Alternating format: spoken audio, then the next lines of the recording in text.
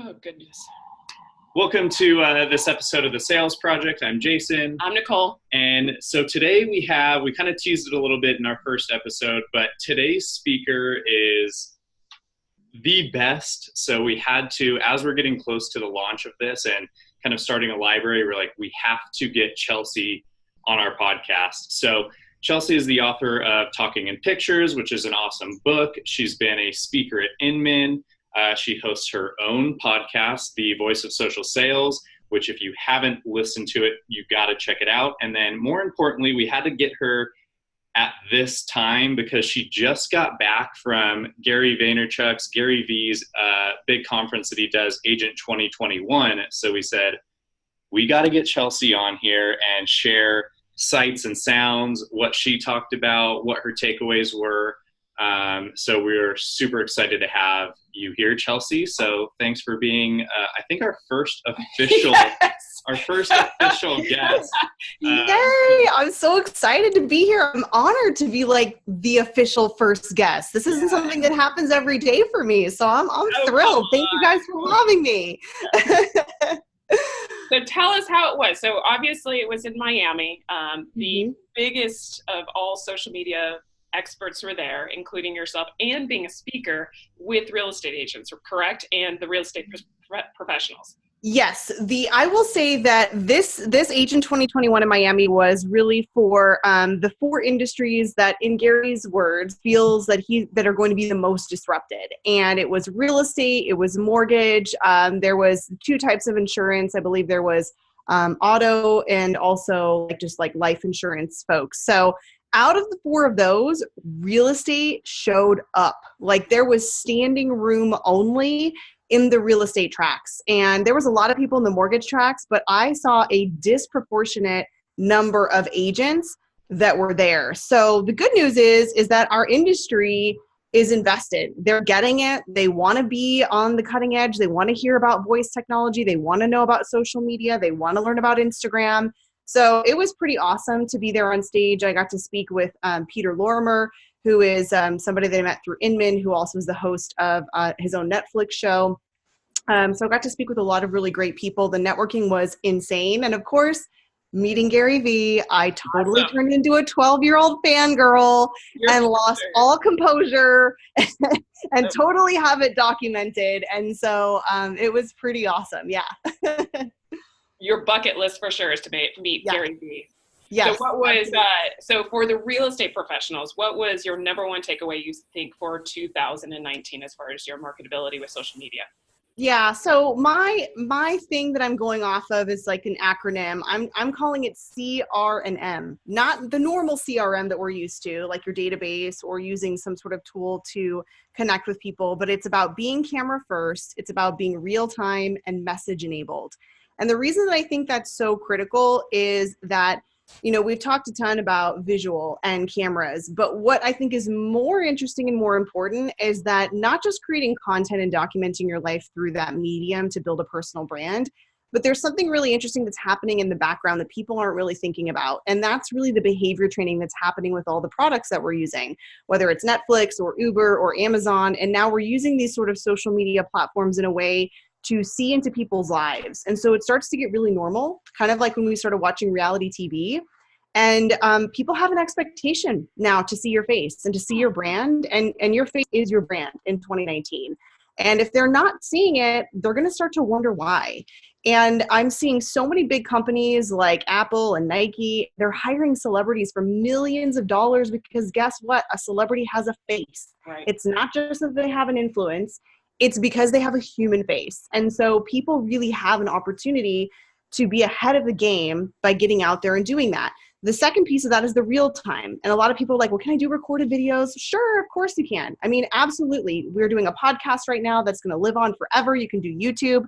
But there's something really different about the real time, because now you can come with me and share an experience and we can totally develop a relationship off of that together. There were so many people that didn't get to go to Agent 2021, but they got to be there with me on some level and sort of see what was happening. And that really bonds people because they feel like they're on this journey with you. And then the second piece of it, which is the most important, is the message enabled. And this actually just came out, I think it was last week. I lose track of my days, but Facebook is actually combining all of their messaging platforms. They own the number 1 and number 2 messaging platform in the world. They are coming for Apple. They're coming for the iMessage. Like, whoever thought that that was going to be a competitor, like an actual iMessage built into a phone. Right. And so right now, people are talking all the time in these messages. And if you're not out there prospecting and having conversations in the DMs, you're in trouble, because that's where people are. They're not picking their phone up. Nope. And we all know that in real estate, there's virtual brokerages now. They may not even be going into an office. So where are you connecting with them? So CRM, that's my acronym for 2019. We'll have to get you trademarking that. So talk about when, from arriving there, obviously, I think in terms of platforms that somebody who kind of has your expertise can be a part of, I think Agent 2021's got to be pretty near the top of experiences and speaking kind of gigs, so to speak, that you've done. What's it like kind of from when you arrive there to when you're on stage, in terms of like what your expectations were, how you felt it went, like how was your message received, and what's the feedback been like? Right. I will tell you, it's kind of like going to Disneyland, because here's the thing. If you're into Disneyland, you get the other Disney freaks there, right? Like, you're all about like the shirt and everybody's wearing the pins and you're like, yes, you are my people. Yes. And so it was like going to Disneyland, because like everybody got what you were doing. Nobody was weirded out that you were talking to your phone. Right. And people really got it. Like, these people, I mean, I feel like if you're a follower of Gary, I mean, you're not a naysayer. There were some people that were probably in the audience that were like, maybe, maybe not. But you're there because you get it. Right. And people were really, they were making content, they were documenting, they were, yes, absolutely. And it was an honor for me to be on stage. And, it's funny because, I don't know what I say on stage. It's a weird thing that sometimes like I don't even remember what happens. Right. But it's great when it resonates with people. And I get a direct message on Instagram, even today, where somebody has said, hey, what you said on stage, I really got it. Like, my passion is being able to describe something to someone so that they maybe think about something a different way. And they're like, you know what? I originally didn't really believe in voice or stories, but now that you kind of give me the why, the science behind it, like, I kind of get it. So that's really exciting for me. So, what I did talk about was, like I said, the CRM, connecting with people, talking, commenting, how to do that, actionable items. And I hope it reached several people, and I think it did, and it was great. And it was amazing being with all those people. And you look around the room sometimes and you're like, wow, I can't believe I'm like sitting next to this person, or I'm standing in a room with Gary. And by the way, lovely human being, exactly what you would expect, extremely kind, walks the walk, doesn't just talk the talk. And that is a huge lesson for all of us in the biz and who are using social media. And it's about being who you really are, and not being shocked when you meet somebody in person and they're totally different. And that's really about what we're talking about, building your brand and being the real you, so that when you show up at someone's office or door to connect with them, they already feel like they know you, because they do. Right. Being true. What was his message? And I obviously we're big Gary Vee fans. We listen to his podcasts and all that good stuff. But what was the message as far as using real-time video versus production video? I know Gary does a little bit of both. What was his kind of what's his projections, or what should we be doing as far as the real-time video versus? Well, Gary would say all of it. I know. You have to do all of it. And he really has a great, and I'd highly recommend anybody who's listening to this, go online and Google this. He gave his 85 slide deck on his content creation plan. It's about creating pillar content, which is what we're doing right now. You guys are creating a podcast, or putting your time and or money into it, and then you can actually atomize it or break off little tiny pieces of micro content. So you have to hit all the formats. What I like, and I believe what he has mentioned before as well, about using sort of the real-time messaging, like Instagram stories or Twitter messages or DMs, that's awesome, because then you can actually have these conversations at scale. You don't have to meet 1,000 people, 100 people in a day. You can't physically possibly meet 50 meetings in a day, but I can talk to 50 people in a day in minutes on these platforms. platforms. And that's really powerful. And then when you combine that with, not only am I talking to them through a text message, texting is great, right? I mean, we can message each other, but if they want to, they can also take a look and see what I did that day. And they can tap through my story and they're like, oh, wow, yeah. So that's really powerful. So it's got to be both. I personally prefer live video and I prefer the stories. I do YouTube and I do podcasts. That's obviously recorded content.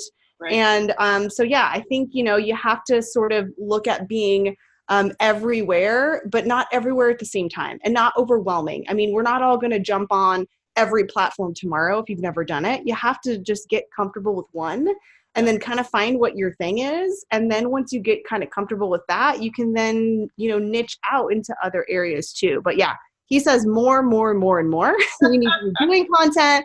Whatever you're doing isn't enough. You need to make more. So that's what he would say. What is, now that Gary Vee, I know it was a big bucket list for you. So now what's your new bucket list? Oh, wow.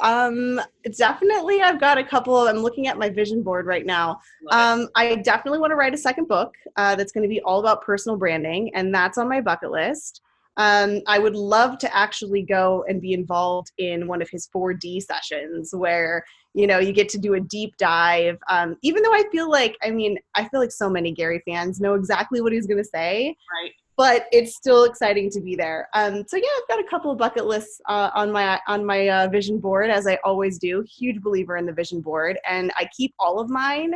And I can go back 10 years, and it's really weird. I have stuff like, silly things. Like we had a car on one of our vision boards. We actually literally got that car. Like I don't even remember putting it on my vision board. Right, it was like the same color. I was like, that's really bizarre. Yeah. But yeah, so you never know what might happen in this coming year. I love it. Well, that may be for our next podcast, is we're doing vision boards and how they work, right? That's What's something where, you're with people who now in like the social space are investing more time and money, and if they were not involved in any mediums before, that I think they're starting to see, shoot, this is something I should be involved in. But for those who maybe feel like, I'm already too far behind the game, which in reality, I still feel like a lot of this is very much in its infancy. What's kind of the first step, or what's your kind of encouragement in terms of, hey, turn that camera around, put your face out there and start from ground zero? Because obviously, I think I was just watching your live this morning where you said, I've been documenting my everyday life for 1,000 something consecutive days. Yeah. What's it like on day one? Like what's the push for somebody, I still remember day one. Day one was really ugly. I remember day one, and I am not that person who's gonna, talk to someone and coach someone and speak at an event and be like, you need to be authentic and transparent. You can't be that way day one. It's just not reality. If you are good on you, that's awesome. Right. For 99% of us, we're not going to know what we're doing. We're going to feel weird and awkward. I'm also realistic, and I tell people it's the long game, and you have to be consistent. And, a year or 2 years sounds like a real long time, but it goes by pretty quickly, and I've had a lot of fun doing it, and I've learned a lot along the way. But if you really want to know, the exact deadline of when that exponential shift is going to happen, it truly is like right around 24 to 30 months. And you have a lot of wins along the way. You'll have a lot of, people that are attracted to your content, and you might have new business and you might generate new leads. But there is something exponential that changes when you can stick with it for that many months. And that's what happens. And you ask, I've personally asked so many people, how long did it take? 24 to 30 months. And so it started to be like this theme that was sort of the sweet spot of when this thing just like switched off. And then it was like, holy cow, so many people are coming to talk to me and wanting to meet. So I think if we're in sales, it's a long game, just like anything else. It's prospecting. Like, there was no social media back in the day when I was a real estate agent. Like, you were calling people and sending notes and knocking on doors and doing open houses. It's the same thing on a different platform. That's all you're doing. It's digital door knocking. It just happens to be a DM or making a story instead of me actually physically walking up to the door. Yeah. I think one of the things too, and as voice becomes more popular, I think more people are getting involved in Facebook ads and stories and things like that. And I think one of the things that I hear sometimes is like, well, that's already getting saturated. Like, what's next? What's next? And you haven't really conquered what's going on right now. So, Yeah. And my favorite thing about stories is that it disappears. Yeah. Especially getting started, and you talk about 24 to 30 months, like I'm not there yet. No. And I'll even tell my wife at home, I'm like, don't watch it. Yeah. Oh, my husband listens to it like in the other room, and I'm like, stop! I don't want to hear myself. It's so weird. I'm like, you know what? If you watch it, that's fine. Like, I'm gonna see that you watch it, but like, let's not talk about it when I get home. Like, I know. Same way, because it is weird, like watching yourself. I feel the same way. So I get that. Sitting on the couch, I'm like, I'm feeding the baby, and I hear my voice, like, her sitting next to me. What are you doing? Turn it off. Yes. Turn it off. It's not meant. The content wasn't meant for you, but it's obviously it's out there. So what's, I know you're big on stories and you crush that aspect of it. What is like, talk about the stats kind of what your engagement's like. Cause that's something that we, as like the viewer of your content, we don't see what your engagement's like or what people's responses are. Just like a broad scope of why you're so invested in stories. I was asked this question at Agent 2021, and we were talking about metrics. And I said, I have a really weird, compared to what I hear other people talking about. I have a very different perspective on metrics in general, in life, not just social media. Like for me, I don't weigh myself ever because I know my personality, and I don't want to be like having a great day because I was like, oh, great, that workout's working, I'm eating right. And then I know my personality, and if it's like up a couple of pounds one day, I'm going to be like, oh my gosh, I might as well just eat ice cream all week because it's ruined anyway. Right. So I just know my personality. And I know that this plays with your mind. And we have a lot of studies that are done right now, especially with our youth, and looking at, oh my gosh, I didn't get enough likes, my follower count, whatever it may be. I don't look at any of that. I don't watch the numbers because for me personally, I know how that taints what I want to do. And I want it to be pure. I want it to be because I love it.